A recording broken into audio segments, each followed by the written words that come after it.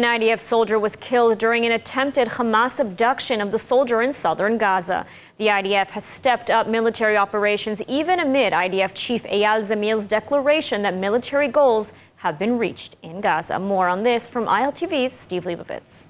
The fallen soldier was identified as Abraham Azulai, 25, from the community of Itzhar in Samaria. According to an ongoing IDF probe, several Hamas gunmen emerged from a tunnel and attacked IDF troops in Khan Yunis. During the attack, gunmen tried to snatch Azulai's body.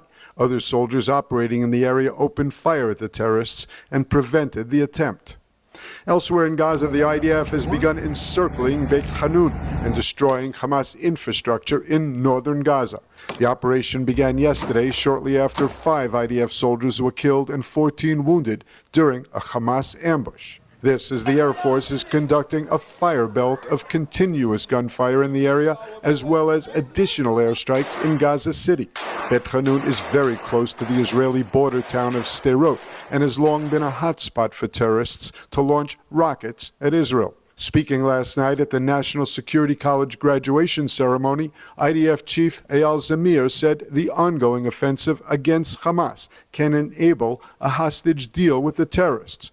According to Zamir, the conditions to advance a deal for the release of hostages has been created. פגענו קשות ביכולותיו השלטוניות והצבאיות של חמאס, ובזכות העוצמה המבצעית שהפגענו, נוצרו התנאים לקידום עסקה לשחרור חטופים. These are dangerous transitional days for the IDF as the army awaits orders to either expand the Gaza operations or redeploy to designated ceasefire lines if an agreement is reached. And Prime Minister Netanyahu will reportedly be returning home to Israel before the weekend after 2 intensive meetings with President Trump in Washington, focused on reaching a ceasefire agreement with Hamas in Gaza. Netanyahu will apparently be heading home with issues still unresolved. Speaking to reporters, Netanyahu declared that he and President Trump have a shared objective to end Hamas rule and free the hostages. President Trump and I have a common goal. We want to achieve the release of our hostages. We want to end Hamas rule in Gaza. We want to make sure that Gaza does not pose a threat to Israel anymore. In pursuing this common goal, we have a common strategy. Not only do we have a common strategy, we have common tactics. This doesn't involve pressure, doesn't involve coercion, it involves full coordination. President Trump wants a deal, but not at any price. I want a deal, but not at any price. Israel has security requirements and other requirements, and we're working together to try to achieve it. Reports from Washington indicate that the U.S. plans to leave a phrase in the text of the Gaza truce that would technically allow Israel to resume the war at the end of the 60-day ceasefire. This after the Trump administration told mediators that it does not intend to allow Israel to renew the war. Trump officials told reporters that the U.S. wants to keep the threat of renewed war in the text to make sure that Hamas is negotiating in good faith. The officials also acknowledged that using the words permanent ceasefire could lead to the collapse of the Netanyahu government due to opposition from within the coalition. And the week is continuing with optimism about a ceasefire and hostage deal. A secret meeting between Israel, the United States, and Qatar took place this week in D.C. This, according to reporting by Axios, with hopes a deal could even be reached by the end of the week. ILTV's Shosh Bedrosian is in Hostage Square with the latest. Shosh? Lidar, it does appear these hostage and ceasefire conversations happening underway in Doha, Qatar, are moving in a positive direction, although we are hearing that there still are some gaps and hurdles that still need to be closed and crossed over before a deal actually comes to fruition.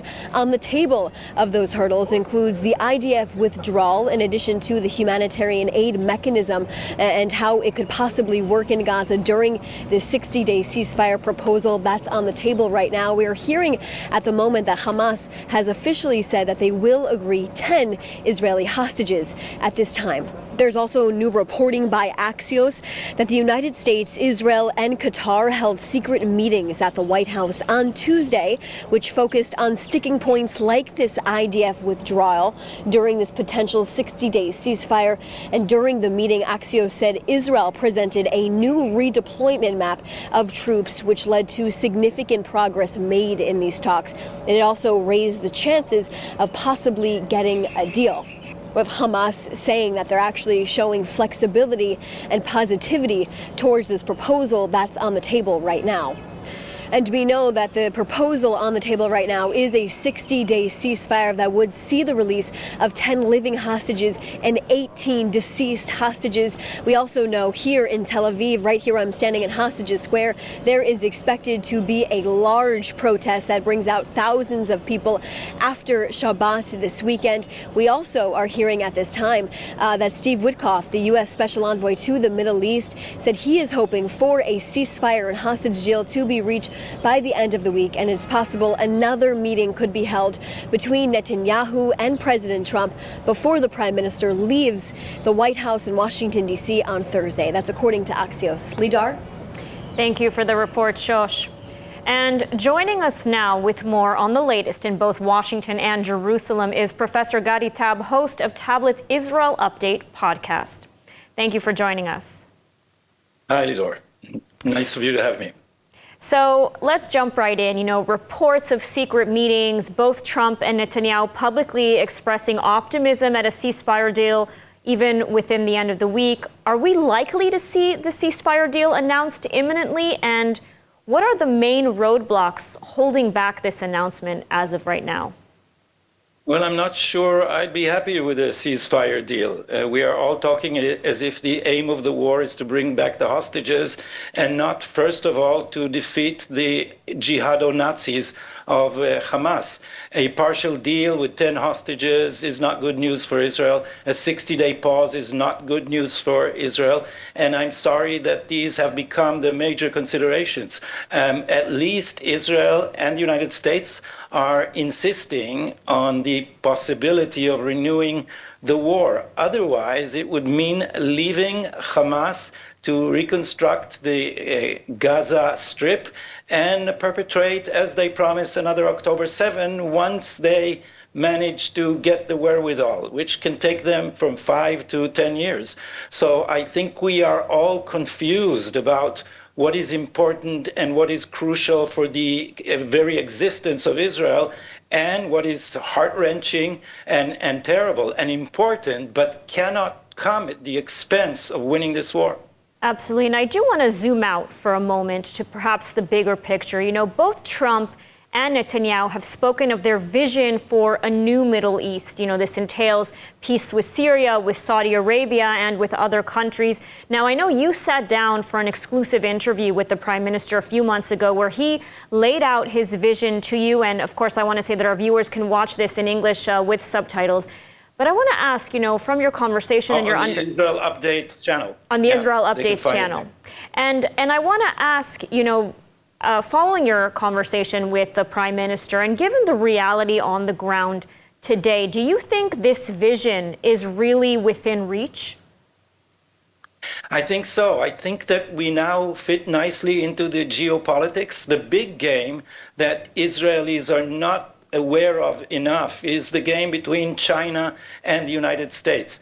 Iran was the tip of the spear of the axis of China, Russia, and Iran. This included economic influence in the region. This included Iran's proxies pushing out American or suffocating American allies in the region, and so pushing America out of the region. I think that after the joint attack on Iran, first Israel cut the arms of the octopus, now the joint attack struck its head. And I think that America is once again in a position to be dominant in the Middle East, this without boots on the ground. So Israel has shown that it could be America's boots on the ground. And I think that behind all the niceties and the friendship, and I see you see the easy connection between Netanyahu and Trump. You see how they all misled the press and the Iranians and everyone else in the run-up to the attack attack. This is all very nice and very important, but the realpolitik of that underlies all this is the common interest. And Israel has shown that it's a major leg of the American interest in the region.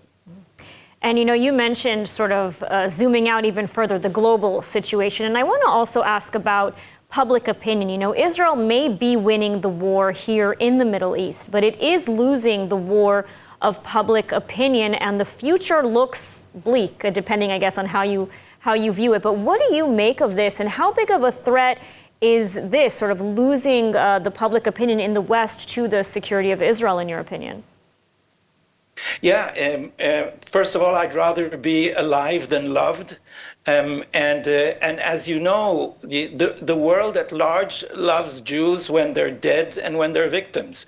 They love victims in general, so they frame the Palestinians as permanent victims. This is the woke hierarchy of victimhood, which if you win, you will be hated. We are now the forefront of the West's war with jihado-Nazism. We are the forefront, as our Prime Minister said to Congress, of the war of civilization against barbarism. And we're waiting for the West to wake up and see that it's losing this same battle in its own backyard, in the countries that are now being overtaken or overrun or surrendering to extremists of the terrorist persuasion, or the Sharia persuasion. And if the West does not wake up, the problem will not be that they love us or hate us. The problem will be their own survival. Absolutely, and many say that Israel is on the front lines of this war, fighting not just for Israel, but for the entire Western civilization. Gadi Taub, such a pleasure to have you on. And thank you so much for your insights today. Thank you for having me. And moving on, a young man was murdered today in a terror attack outside a mall in Gush Etzion in Judea and Samaria. According to reports, 2 terrorists armed with knives stabbed the young man and took control of his firearm, opening fire and killing him. Both terrorists were neutralized by security forces on the scene. Magen David Adom tried to resuscitate the victim but pronounced him dead at the scene. Large police and security forces were dispatched to the area. Meanwhile, earlier, a soldier was stabbed and moderately injured this morning during operational activity in Samaria. The terrorist was eliminated moments after attacking the soldier in the village of Kfar Umana near Jenin. Meanwhile, overnight, millions of Israelis were awoken again by Houthi missile fire from Yemen. It was a single missile toward Israel. Air defenses activated and the threat was neutralized. Sirens sounded in much of central Israel, the Jerusalem area, and some parts of Judea and Samaria. There were no injuries or damages caused. And amid the truce with Lebanon, IDF ground forces staged a rare ground operation. The exact location of the strike on Hezbollah infrastructure was not disclosed. ILTV's Steve Leibovitz has the story. With the ceasefire with Lebanon ongoing, the Air Force has conducted near daily strikes against Hezbollah targets in violation of truce obligations. Hezbollah has not fired back since the November truce went into effect. IDF troops staged their first ground incursion in months in what was described as targeted operations to dismantle military infrastructure belonging to Hezbollah. The army did not give the exact location of the operation, but said the strikes will continue due to continuing Hezbollah violations by maintaining an armed presence in areas south of the Litani. During the ground op, the army located and destroyed weapons depots and firing positions. The announcement came amid rising tensions over Hezbollah's disarmament, a core condition on an increasingly shaky ceasefire agreement signed in November, which paused the crossfire exchanges that lasted about a year and began after the outbreak of the war in Gaza. In recent days, U.S. Envoy Thomas Barak was in Lebanon touting what he described as unbelievable cooperation from the Lebanese government in countering Hezbollah. Barak also raised the prospect of normalization between Israel and Lebanon, as well as Israel and Syria. And in other news, they faced missiles, food shortages, and lockdowns, yet they kept going. Coming up now, the incredible story of how Leket Israel sprang into action during the war, feeding hundreds of thousands when no one else could. It's a tale of resilience, heart, and hope. Let's take a look. During this war, as sirens blared and families sheltered in place, one thing remained constant: Leket didn't stop. While Israel's home front took heavy hits, Leket Israel, the country's national food bank, shifted into emergency mode, just as it had during past crises. Food sources disappeared overnight. There were no more leftovers from army bases or hotel buffets. Volunteers couldn't safely reach the fields, but the need was still there, so Leket acted fast. With less rescued food available, the organization began purchasing food at full price, an expensive but necessary pivot to ensure no one went hungry. At the Leket distribution center, the usual 100 daily volunteers were replaced by just 15 at a time due to safety limits. Most were staff working around the clock to pack, sort, and deliver food to those who needed it most. They adapted their model, making fewer but larger deliveries, offering door-to-door service for homebound seniors, and distributing food cards when logistics made physical delivery impossible. Leket even expanded its mobile food pantry, bringing produce straight to central locations in towns where partner agencies had shut down. And now that the ceasefire is in place, Leket has returned to its core mission: rescuing fresh, surplus food from farms, hotels, and corporate kitchens, and getting it into the hands of those who need it most. The organization serves 415,000 recipients a week and works with 300 nonprofits across the state of Israel. They were there during the crisis. They'll be ready for the next one. But until then, Leket continues doing what it does best, because until there is no hunger, Leket won't stop. Incredible resilience by Leket Israel. And here in the studio with us today, we have the pleasure of meeting Sally Pulat, Leket's Regional Director of U.S. Development. Sally, thank you so much for joining us today. Thank you for having me, Ladar. So for those who may not be familiar, what is Leket Israel? And maybe you can also give us sort of an overview of the mission that you've taken on since October 7th. Of course. For those that may not know, Leket actually means the gleaning of the crops, which is a biblical commandment that we need to leave the edges of the crops for the poor. Joseph Gittler started Leket a little bit over 22 years ago. He saw a gap between the amount of wasted food and how we needed to feed people across the country, the surplus of what we have. And that's how he started the organization. Our mission is to rescue nutritious, good food and get it to the people of Israel all over the country. And that's all Israelis. And nutritious, I think, is a key word there. Absolutely. Now, you've launched a lot of special initiatives across Israel. Is there anyone that really stands out for you? Yeah, we've done a lot of adapting and pivoting as the war within war. One that stands out is Leket Express, and basically that's a truck that we started about 3 years ago, and it became a grocery store when it went into neighborhoods that were poor neighborhoods, economically not doing well. And what we were able to do is we'd open the truck and we'd basically give people in the neighborhood fresh produce, which they were able to then turn into meals. And then the way we had to pivot with Iran, the war in Iran, is basically we started making boxes so that people didn't have to stand outside, and we had the boxes delivered as well as giving them immediately versus having people wait. So we changed our whole thing based on the realities here in the reality of the missiles coming down, and Homeland Security basically telling us that we have to be safe for the people that we're providing the meals to. Yeah. And how have sort of the volunteers and the local communities, how have they stepped up since October 7th and, you know, the war with Iran? So it's pretty crazy because when it started in October 7th, a lot of flights got canceled. A lot of people couldn't come to Israel and volunteer.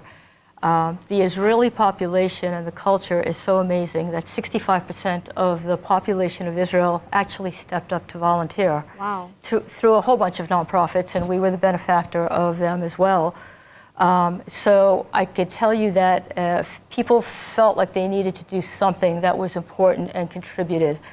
So last year we had about 95,000 volunteers come into Lekit and help us. The year before that was 80,000. So can you imagine, even with the war and the lack of flights, people were coming and wanted to be part of something bigger than themselves. So come volunteer. It's super important that you do that. I mean, that's an incredible statistic, and I think also shows the resilience of the people here in Israel. And so, you know, for those now watching from abroad who perhaps are not in Israel and can't come help, you know, how can they help? What's a meaningful way for them to help right now if they want to? Well, first of all, we'd love your help. Lekit is a nonprofit organization, and we survive based on donations from all over the world.